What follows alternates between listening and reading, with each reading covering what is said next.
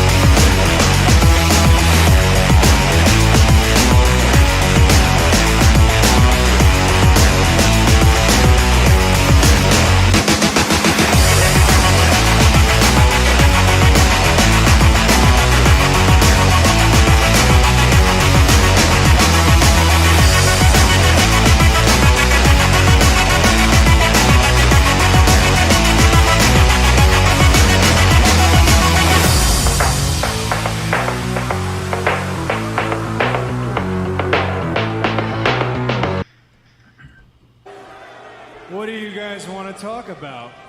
Let me talk to you. Yeah. Throwdown Nation, what is going on? We are live on a Monday evening. It is June 29th, 2026. We're rolling on Instagram, YouTube, TikTok, Facebook, and Twitch.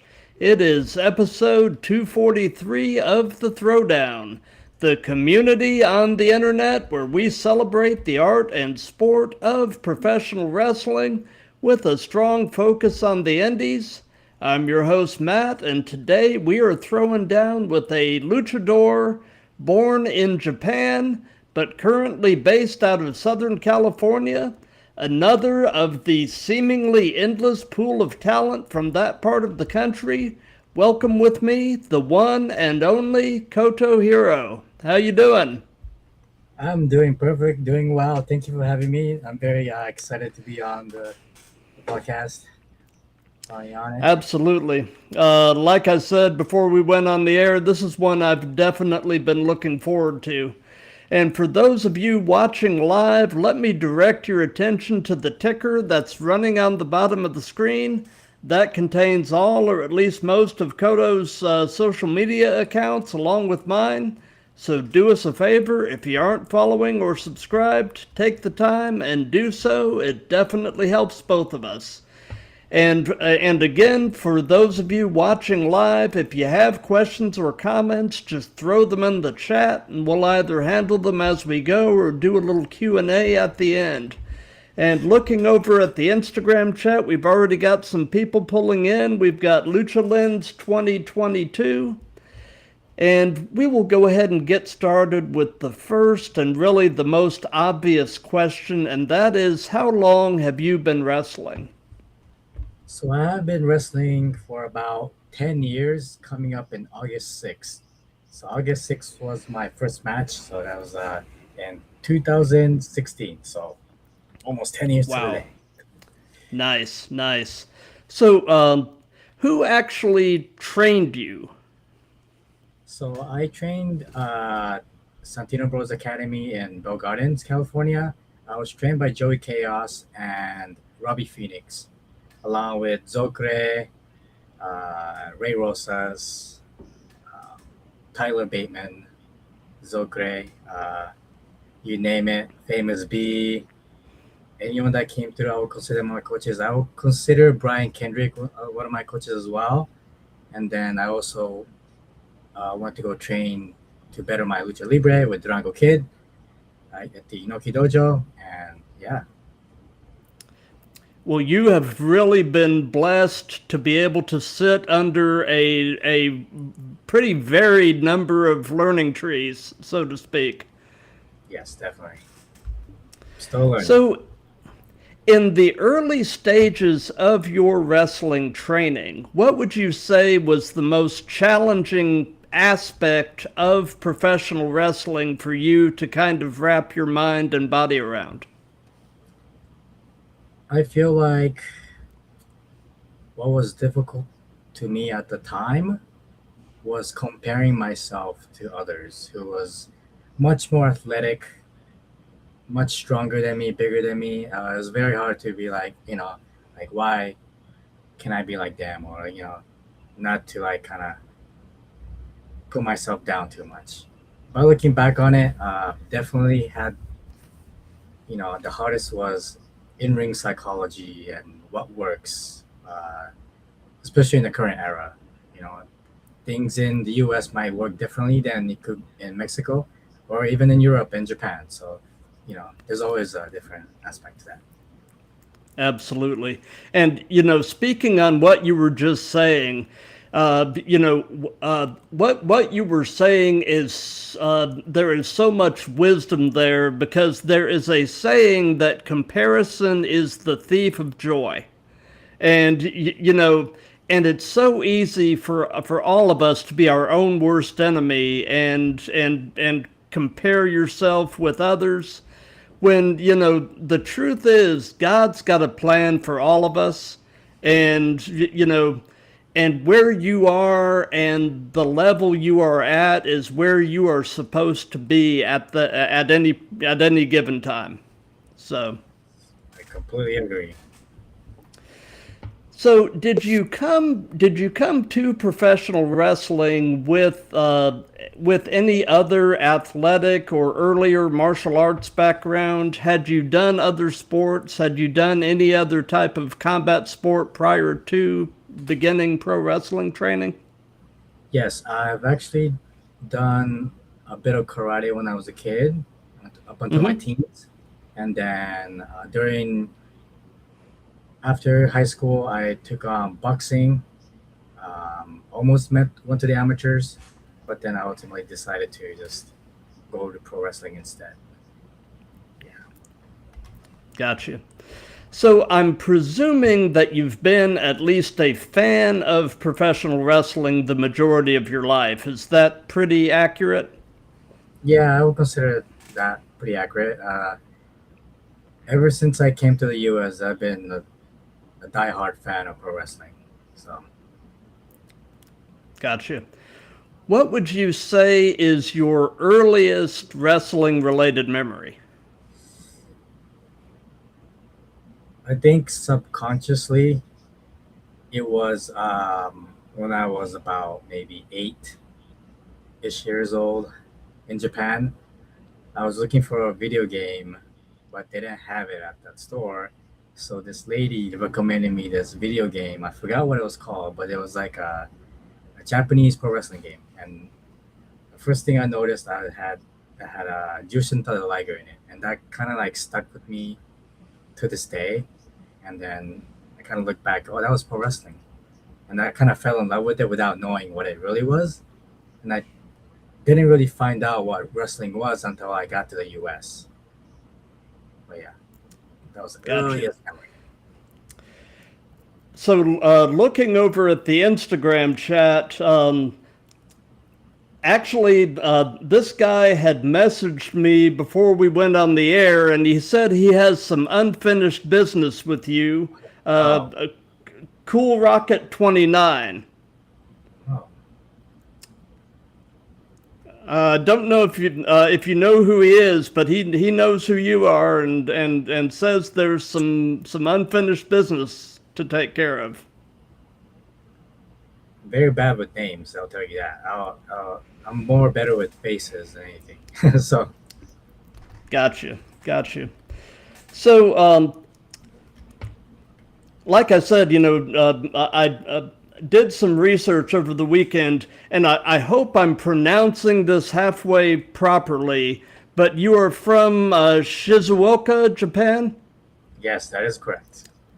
And doing a little bit of research, the name of the city is made up of two kanji, shizu meaning still or calm, and oka meaning hills. So it's actually really a beautiful name. It just makes you think of this peaceful, scenic, majestic type of place. What can you tell us about Shizuoka? That is very much how you would describe Shizuoka. Very calm. It wasn't like Tokyo or like the major cities. It was very much like the rural areas where it's like, definitely not as many tourists. Not many things going on either. Not many fun things to do. It was just very like a lot of nature, a lot of farms. We had a school, but like it was a mile away from the beach, so it was a lot of outdoor things to do. So it was, I enjoyed it. I miss it. Got you. So, I was reading this article about you over the weekend, and so it sounds like you came to America, to the Los Angeles area when you were around 12, and you and your mom came here because apparently your dad was in the Yakuza, and I guess it just became too dangerous. So, tell us a bit about that, and kind of tell us the story of your journey to America. So just a bit about that.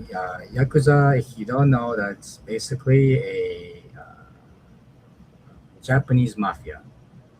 So my Right. father was in like the higher ranks or whatever, which I didn't know at the time, but it made sense now because he had all these tattoos on his back and all that jazz. He was away a lot of the times. He would call in to check in on me, but a lot of those times he was actually in jail. So it blew my mind when I found out. But yeah, my mother was, it was just at the point where she didn't want the kids to take on the same path. So it felt like it was the best decision to go to the US to live our lives, like properly, I guess. Yeah.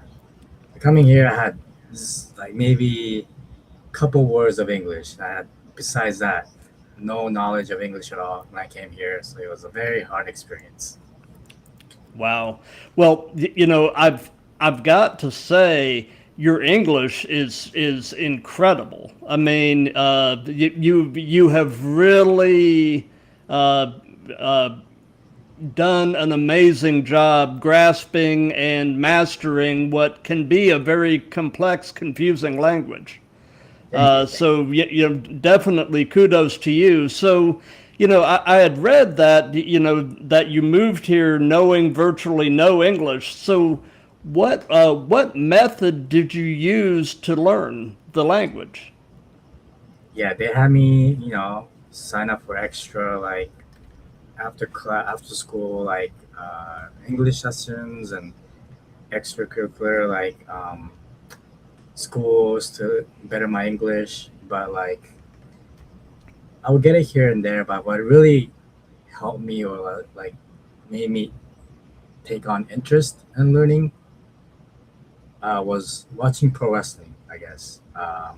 Because when I first came here, I just watched what I knew, which is anime and cartoons, you know. Uh, but once I saw pro wrestling, it was a SmackDown. I remember it was on UP, yes, no UP something. Yeah, the Universal Paramount or something like Yeah, UPN. correct. Yeah. And I was watching that at night, and I was like very intrigued. And out of the commentary was in English, so I kind of put those pieces together and like, oh, this is what it means, or this is what they're saying, and then kind of took on from there without actually trying to learn. I just kind of learned it as I watched more of it. So that was kind of cool. Oh, for sure, for sure.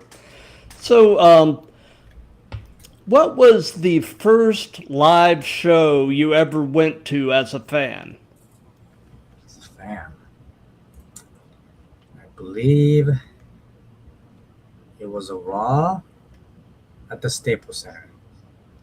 Um, it was probably before I started training, just because that was the only time I was able to afford it. Because when I was a kid, I couldn't afford tickets to a wrestling event, let alone Right. not knowing what independent wrestling was back then. So yeah, my first event was WWE Raw. Can't remember which one it was, but after that I went to like PWG, discovered a lot of independents and stuff like that. So Absolutely. So, I'm presuming you and your mom must be extremely close. Yeah, I could say that. But very, very, very like much. Asian families are very, very, you know, they're not like they don't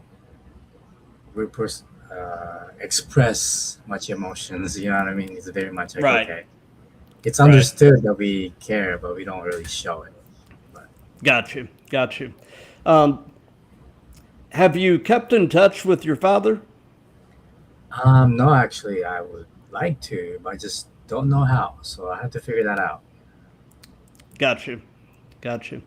So, obviously the physical side of this is all extremely important. So tell us a bit about your gym routine and in your mind, what are the most crucial exercise or group of exercises that you use to keep in ring shape with? So what I feel like is the most important exercise to keep in ring shape is to be inside the ring, just actually uh, training, doing pro wrestling things, right? That's how I kept in ring shape because it's so different than any other cardio. I can run a mile or run however many miles you can, but it's the cardio for the pro wrestling is much different. Uh, It is. but for me, I like to besides my cardio, I like to keep fairly lean and like put on muscle. So I do weightlifting before training. Um, like yeah, kind of sort of heavy weights, but yeah, keep within those ranges just to keep my body pretty strong. But it's also important to get rest as well, proper nutrition.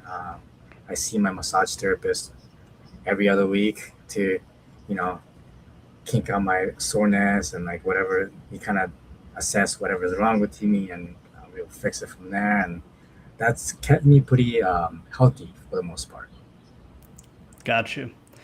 So, away from wrestling, what are some of your other hobbies and interests? What do you like to do in whatever spare time you might have? So when I had spare time, I like to watch anime still, just to like kind of keep in touch with my childhood. Besides that, I will play video games like Baldur's Gate 3, Animal Crossing during the pandemic, any Pokemon games or pro wrestling games, you name it. But yeah, besides any physical stuff, I just play video games or watch shows. Gotcha. Well, I'm always looking for recommendations for stuff. So, are you watching anything really cool right now? Hmm, not really. I I just watch movies that just came out, like Obsession or Mortal Kombat, just to kind of like, whatever's cool. But I don't get too deep into like any like series or anything like that, just because I have no time. Gotcha. So, outside of wrestling, what person inspires you the most and why? Outside of wrestling. Yeah. Ooh, I mean, it's a tough one because you always draw inspirations from people in the business, right? So I guess I Right. really never thought about it. Which is why I ask outside the Good question. business who are you got. Yeah, Yeah, something a little different. So that's right. I would say my parents, my mom, both my mom and father. Even though I haven't spoken to my father, I feel like if he was to know what I was doing, maybe there's something there. So well, based on what I know and what I've seen, I think your father would be very proud of the man you've become. thank you. So, what is your favorite thing about Los Angeles? Favorite thing about Los Angeles? Oh man, I feel like Los Angeles is very diverse in its cultures. You can try any cultures of food in the city. You can do anything you like. You like going to the mountains, you go to the mountains. You go to the beach, you go to the beach. It's anything's there. Um, yeah, everything's pretty accessible. So there's that. Gotcha. So, they say that the best wrestling personas are usually yourself kind of turned up to 11. So kind of tell us about in-ring Koto Hiro and kind of compare and contrast him with everyday you.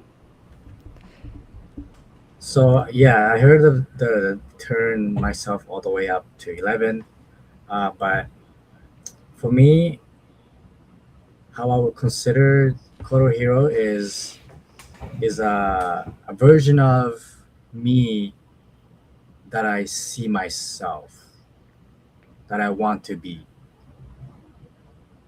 I want to be someone of a stature, or someone that's like a role model for people, a hero, someone to look up to, someone that's inspirational, someone that matters.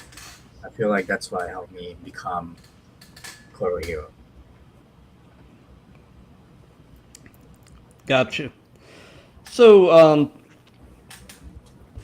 it's interesting because the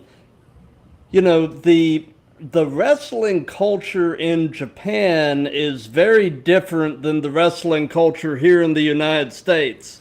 The here in the United States, the fans are very loud, very boisterous, and I've noticed that the Japanese fans, they're excited, they're happy to be there, but they're much more subdued in their expression of it. They will politely applaud, but they don't go crazy the way the American fans do. And it's kind of interesting. For a number of years when my son was younger, I had kind of largely stopped watching wrestling just because I was just busy and had other stuff going on. And right around 2016 or so, when my son was around 7, interestingly enough, I started hearing about this guy Kenny Omega who was making waves over in Japan. And I knew that we had Access TV, so I started watching New Japan just to see Kenny, and Kenny sucked me back in, but watching that, I really got, that was my first real serious exposure to Japanese wrestling. And man, I fell in love with it. I will go out of my way now to actually watch New Japan when I have the opportunity. And, it's just really a unique presentation of wrestling. And that's also why I enjoy Lucha Libre as well, because, it's just, there are so many different flavors of wrestling right now. There is a flavor of wrestling to suit anybody. And it's a beautiful thing, and I think a lot of it has come from the rise of the indies. You've got small companies out there trying different things and sort of telling the stories from different angles, and it's great, absolutely great. So tell us about your very first match. What was it like? How did it go? What were your thoughts about it? Let's hear about the first one. My first match, August 6, 2016, was against Guy Cool and Eli Everfly, Santino brothers. Those two had a good part of my training. They were with me a lot of those days, grueling training, all the hardships. So we were able to have that three-way to have, a banger, you could say. It was a bit of a challenge because most of us On your first match, it's usually a singles or a battle royal or something easy, I guess. Three-way is a little different, so it gave me a challenge that I needed, and since then I kind of I'm proud to have that under my belt as my first match. Absolutely. And, and it says a lot that they had the confidence in you to put you in that type of situation for your first match. So I mean, that's something that you can definitely take some pride in. So, we've heard about the first one. Now, if you can narrow it down, tell us about your favorite match that you've been a part of so far in your career. That's always hard. The favorite question. Yeah. This is the hardest for me because it's so many to pick from. I have Oh, about I know. over 700 matches to choose from. A lot of it I don't like, but I can choose. I can choose it. I think my favorite moment was when I went to Mexico City to wrestle inside the Arena Mexico. It's like Nice. the legendary arenas in Mexico City. For Dragon Mania, I wrestled with my friend Fidel Bravo and Jay Baker against my trainers, Labyrinto, and yeah, it was a very fun experience. It was probably my 2 years in my career, and then to wrestle in Mexico City, of all places, in front of 8,000 people. That was probably one of the best experiences of my career. Nice. So, what would you say? You've been doing this 10 years, so I'm sure you've developed at least a few of these. But what would you say is your biggest wrestling-related pet peeve? What bothers you? Oh, there's a lot of things that bothers me. Um, I don't really say it, but there's a lot of way. Pet peeve. Hmm. I think usually it comes mostly from respect because I was raised in Japan. My perspective of respect is might be different than others. So when I shake each person's hand or when I introduce myself, I always look at someone in their eyes. Whether it's just like a brief hello, hi, I seeing you. It's always directly speaking to them.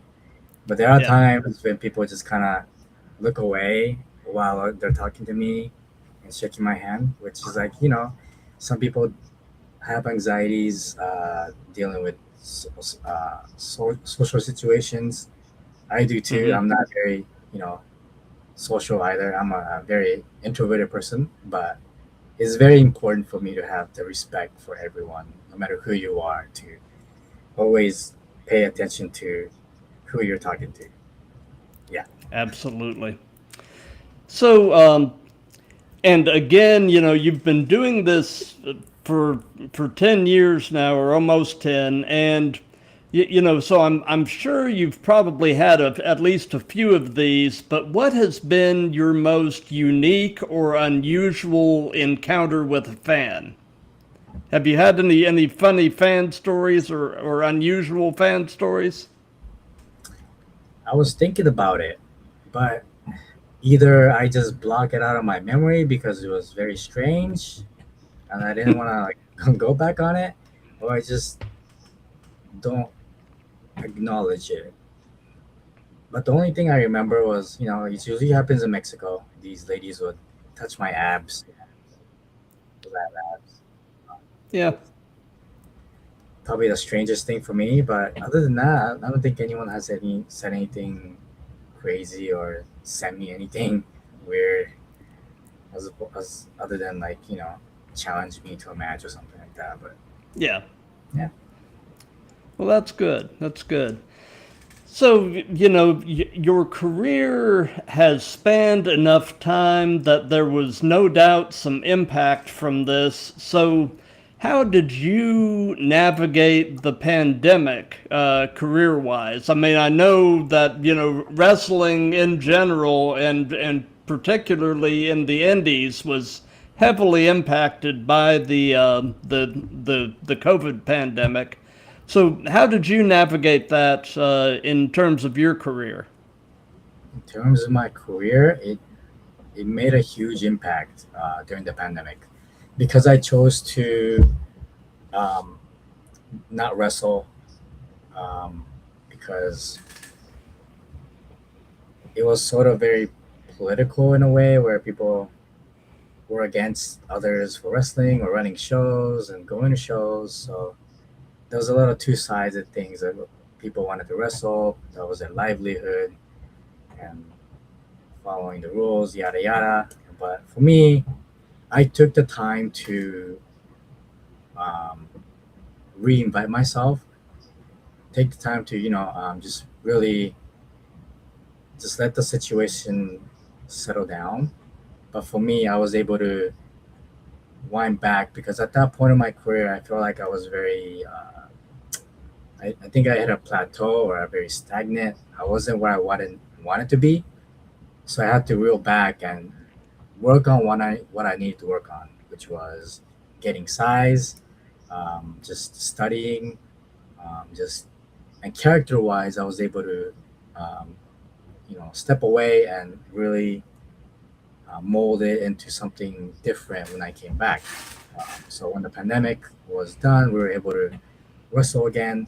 I slowly started to, you know, um, put out little teasers and like, you know, that I'm coming back. I came back still Koto, but I use the emotions I felt in those times to express in my character, which was a lot of negative emotions and overcoming this difficult times because we were able to relate to it. I think I was, that was very special for me because it was a darker persona, but it was very real, and those are my favorite times because yeah, we got to that dark part. But then eventually, the whole point was for me to get out of that dark spot and become myself again, which took about a couple of years, and it was a great journey. Right. So basically, kind of a redemption story, so to speak. Yes. Very cool. Very cool. So, do you have an all-time favorite match as a fan? Is there a match that's just near and dear to your heart that you find yourself circling back to? There's many, but recently I had Brian Kendrick host a seminar at my school, and I mentioned it to him.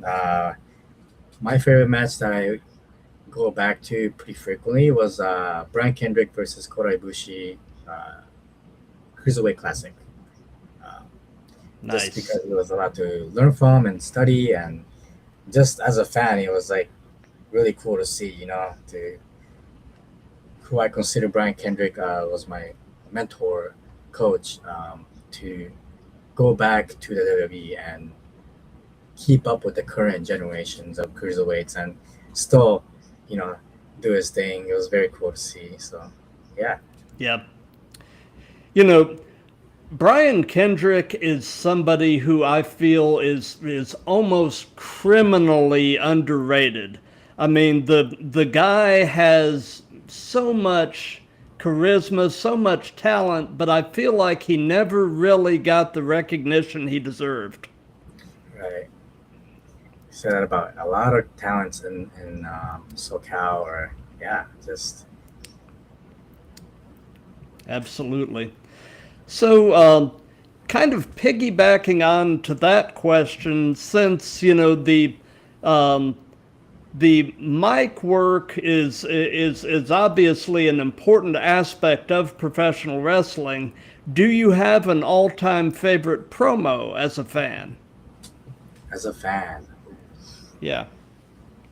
I mean, the Eddie Guerrero's promo against Brock Lesnar about drug addiction and addicted to wrestling. That was like, you know, you have to know that one, right? So, Oh, yeah, for sure. I mean,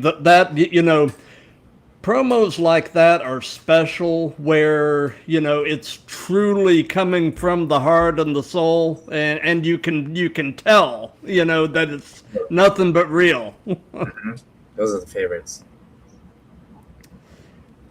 So this is going to be one of these questions that the answer can literally change moment to moment, hour to hour, day to day. But at this very moment, in your opinion, who are the best male and best female wrestlers in the world? Who is the best man and who is the best woman? It's another tough one. Stuff. Current. Alive. Yep. At this moment, who's the best man and who's the best woman? I'll say best woman, Io Sky. I won't argue that. Yeah, best man. Oh man, that's hard. Best man. You know, I'm trying to find someone else that's gonna be better for me, but I have to choose Takeshita. Yosuke Takeshita. Yeah. Oh, yeah. I mean, it has been fun watching Takeshita's journey. I mean, and just watching him grow as a performer.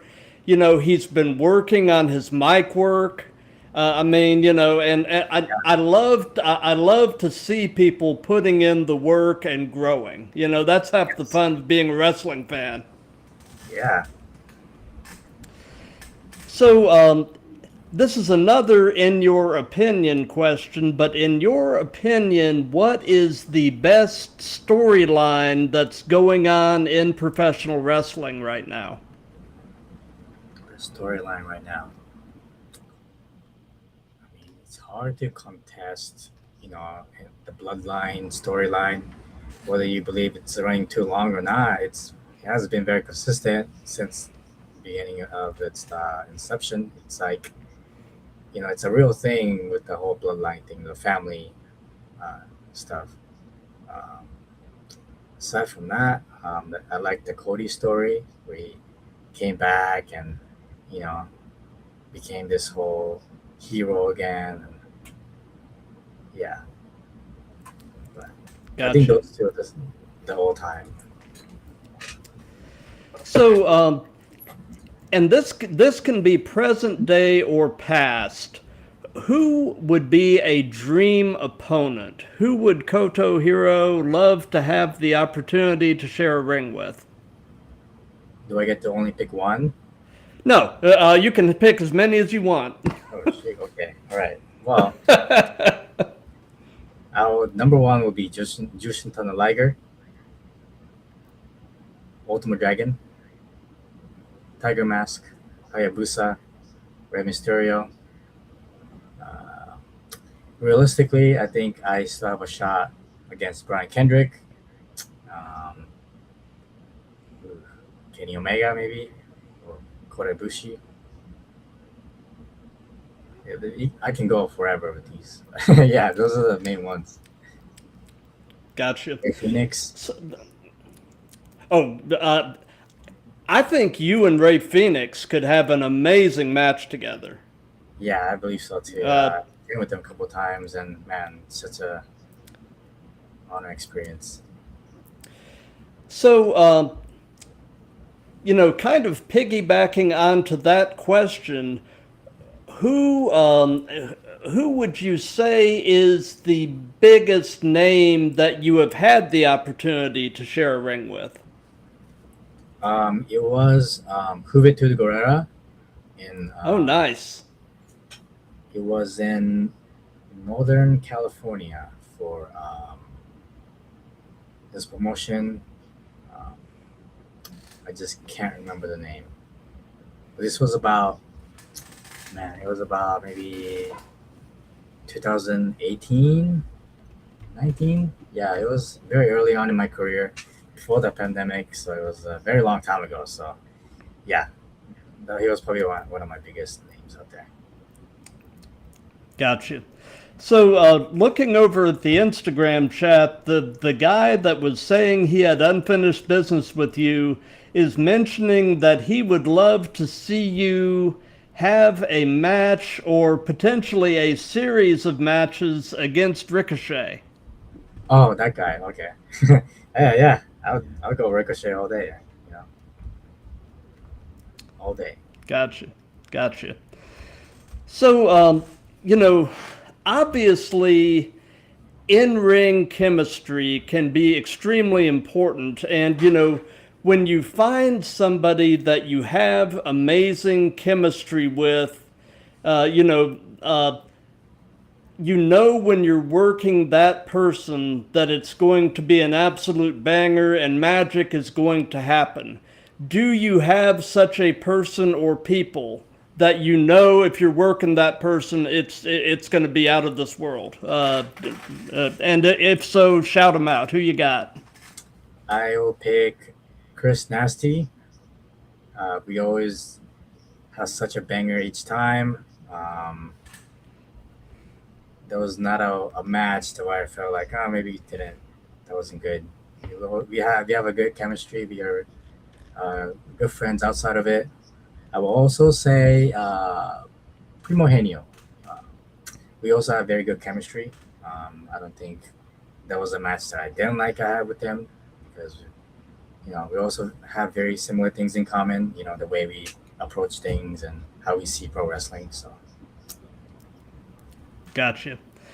So, what is your favorite move? What is something you just really enjoy doing? And on the flip side of that, is there a move that you won't do or you would at least rather not do? And that can be either giving or receiving.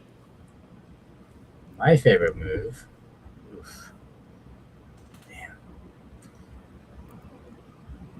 A brainbuster. Because I do them. I also like power drivers. Any sort of drivers. You just, you do them right, it looks devastating. And Yep. every person does it their own way, and it looks still like devastating. And the moves I probably wouldn't do is probably going to be a moonsault or a shooting star because I can't do them. And I'm a little scared about my neck, so yeah. I don't blame you, man. Necks are nothing to mess with. Yeah. It's funny. I've been a fan since I was around 11 years old, and I'll be 57 in September. So I've been, following the business since the early 1980s. And so, growing up, I was a huge fan of Jake Roberts, and when he would do the DDT, you would think he murdered a man. And it's kind of hurt my heart over the years to see the DDT get relegated to a mid-match move as opposed to a finisher. There are people that still use it as a finisher, but man, nobody could do the DDT like Jake. Not even close. Nope. So, you've been doing this long enough that I'm sure this applies to one degree or another. So I'll ask you, what hurts right now? What hurts? I got a cut on my knuckles. I got a bandage right here. It's a little bloody. It's pretty graphic. Internally, I think I'm okay. My neck's fine. My lower back is a little sore from this weekend. I wrestled in San Diego and Las Vegas, Nevada for Pride Style. So being on the road for a long time is not easy on the body. Yeah. No, it's not. So over the 10 years you've been doing this, what would you say is the worst bump you have taken? Worst bump. Man. There's a lot. I just can't pinpoint to a specific moment. But I would say when I broke my leg, that was probably my worst bump. Um, because there's plenty of bumps that took the wind out of me or knocked me out. But yeah, that was one of them. How did that happen? With a broken leg, Yeah. that was against actually Chris Nasty, WrestleMania, and I believe it was 2013 or 2024 to 23, one of those years. It was a blur. But I did a dive from the top rope to the outside, a front flip dive. Hmm. Chris Nasty, he caught me perfect. He just, he couldn't have caught me any like better. It's just the way I Right. landed. It was a very much like a freak accident where it's one small thing and then shattered my ankles.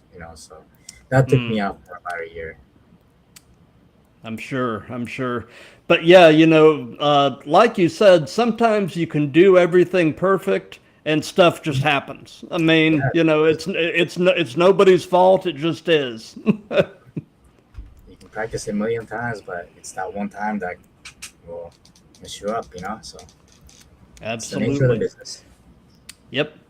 So, what is your take on the role that social media is playing as a promotional tool in wrestling, specifically on the indies?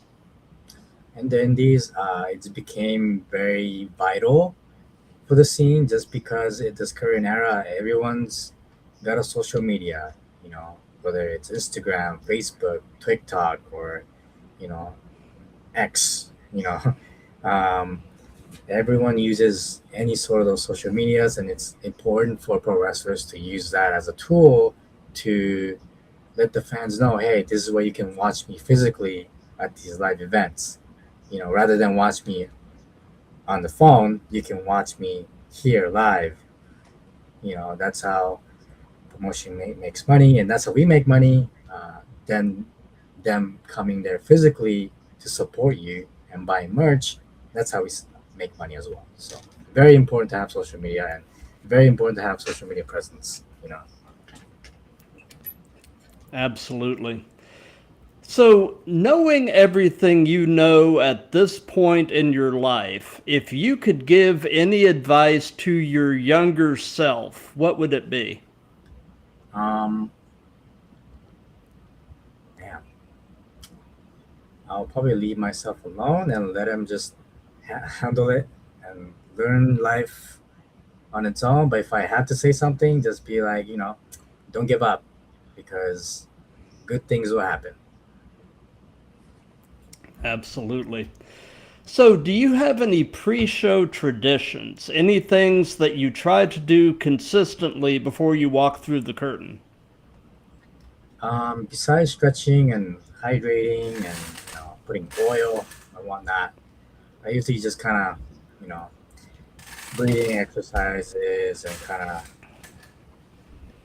grunting loudly to get myself hyped. I learned that from Tyler Bateman, and he usually just kind of yells to get you know, to get ready for battle essentially. So that's what kind of can help me like get switch that gear shift. So I was able to turn it from being nonchalant and be quiet to being able to yell and be someone to watch. Absolutely.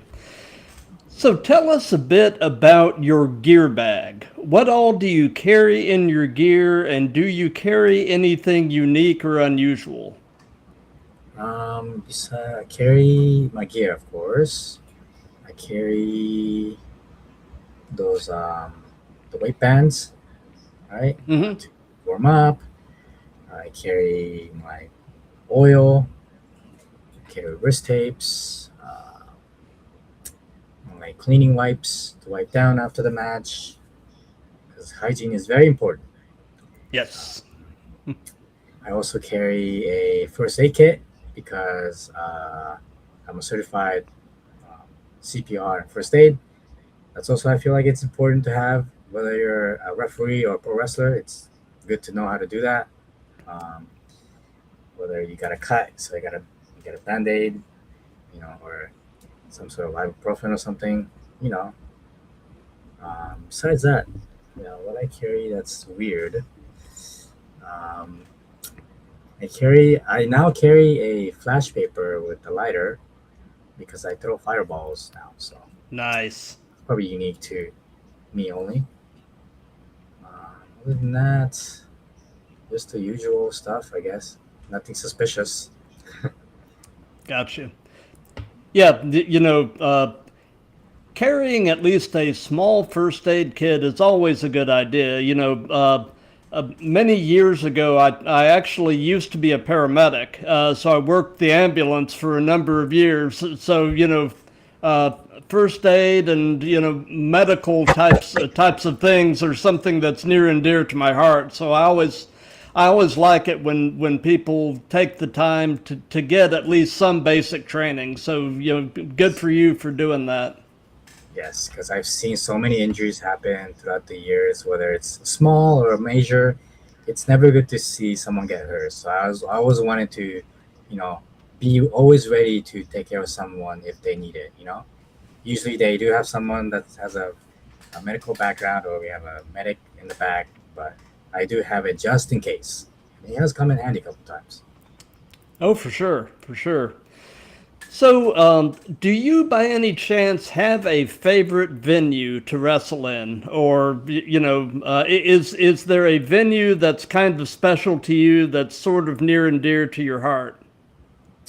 I mean, I only wrestled there once, but I mean, Arena Mexico is probably one of my favorites. But the ones I wrestle at now, I like wrestling at Don Quixote. Usually, East Los Lucha runs there.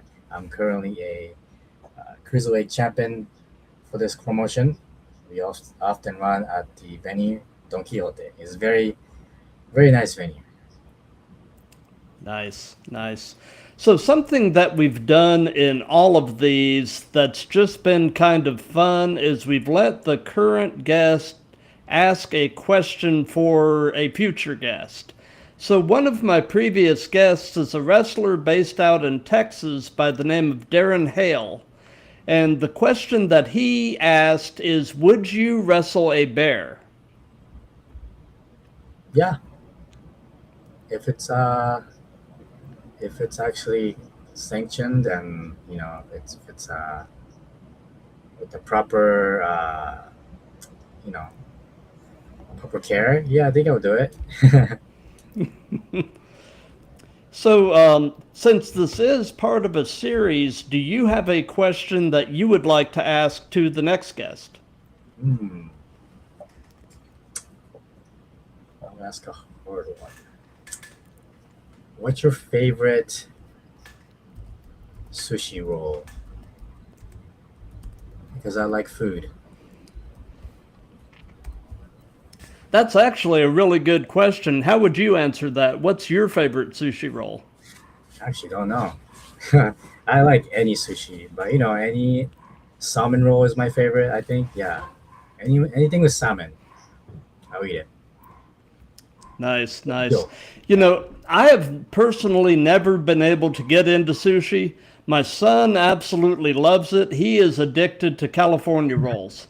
oh, nice, yeah, those are great. So, during his farewell tour, John Cena kept bringing up the concept of leaving wrestling better than he found it. And that really resonated with me, and I just thought, what a cool thing to strive for. So I mean, obviously you're probably not anywhere close to the end of your career, but you're not early in your career either. So what are you doing yourself to try to ultimately someday leave wrestling better than you found it? Yeah, that is very big on what I believe as well. To leave wrestling, the better I found it. Um, what I'm doing right now is I have a pro wrestling school down in Santa Ana, California, with Guy Cool. We we are coaches to help train pro wrestlers or students become pro wrestlers. So I'm doing that to improve the scene and help others get better. Um, Eventually, um, throwing a promotion as well to have more places to work and yeah.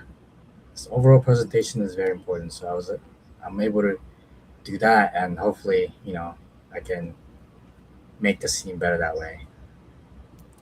Absolutely, man, and I love hearing stuff like that. Because wrestling doesn't owe us anything, but but being able to give back and try to do things to make things better is just beautiful. Yeah. So we're pretty much getting toward the end of things now. So do you have any upcoming shows or anything at all that you'd like to give some hype to? Put your school over. The floor is yours. Oh, the floor is mine. Yes. I'm pretty relaxing this weekend, so I need to gather other things to do for the upcoming shows that I have. For our school is going to be in September 11th. It's going to be called Cool School Pro Wrestling Presents Combat Realm. We'll make more details announcements later on, but this is pretty much the first time I'll say this live. So we'll get out the flyer soon, but that's out there. But I'll be working a couple other shows. July 11th, I'll be in Fearless in San Diego, California. July 26th, will be Islos Lucha. I'll be defending my cruiserweight title there as well. I believe it was July 18. Let me double check. Bad with memories, but it was July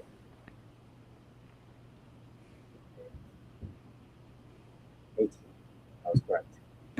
July 18, Dream Slam, of course. I'll be defending my California Dream Slam. Nice, nice. Well, when your show in September through your school gets closer, definitely send me some stuff and I'll repost and do what I can to definitely give you some hype on my end because man, it sounds like you're really doing some great stuff. And I was talking. I've had a number of people on the show from various schools, and the thing that's important is just based on the law of averages and everything. Ultimately, the majority of people that get into professional wrestling, on the indie level, unfortunately are not going to get signed to the major companies. That's just the nature of the business. But, really the important thing is, as well as producing good, solid wrestlers that are ready to go out there and do it, equally important is to be shaping good people. And it sounds like you're taking that into account and doing that as well. And that's as important, if not more important, than the wrestling side of it. Oh Make yeah. good humans. Yes, I can tell you right now that all of my students at my school is a very solid human beings. They're very nice. They're always welcoming, whether someone's coming in that's new. Everyone's very nice, and I'm very proud to create that culture in our school to be able to take that in the scene and spread that positive mindset, right? I'm very passionate about passing down my knowledge. I've always been a fan of being a coach, even though I'm not very good with words. I'm very introverted, but when it comes to pro wrestling, that's where my passion lies. And yeah, I'm very fortunate and very grateful to be able to pass my knowledge to my students, and hopefully, they can use that and do better than I did, and one day they can surpass me. That's what my dream is right now. So That's beautiful. Well, as far as what's coming up on the Throwdown, tomorrow, Tuesday, June 30th at 7 p.m. Eastern, we've got episode 244, and our guest is a pro wrestler from the great state of Maryland, Maryland's mightiest mustache, George LaFleur. And his gimmick is basically like an old school carnival strongman. So I'm definitely excited to have him on the show, kind of hear his story and find out about the development and the evolution of his character. And then this Friday, July 3rd, 7 p.m. Eastern, episode 245, and our guest is a wrestler based in New York State, Alec Hammer. He and I have had some good conversations, and I think we're definitely going to have a good time together. So definitely be sure to check us out tomorrow night and Friday night at 7 p.m. Eastern. And I've got to say, Koto, this has been an absolute pleasure. So thank you for your time. And, you can definitely consider yourself to be part of the family here. And, if you ever want to come back, if you've got something you want to talk about, give me a holler and we'll make it happen. And, for those of you that have been watching this live, thank you. For those of you that'll be seeing this on replays and such, thank you for that. If you like what we've got going here, definitely do the old like, comment, share, and subscribe. And until tomorrow at 7 p.m. with George LaFleur, be good to each other, love each other, and let's keep throwing down.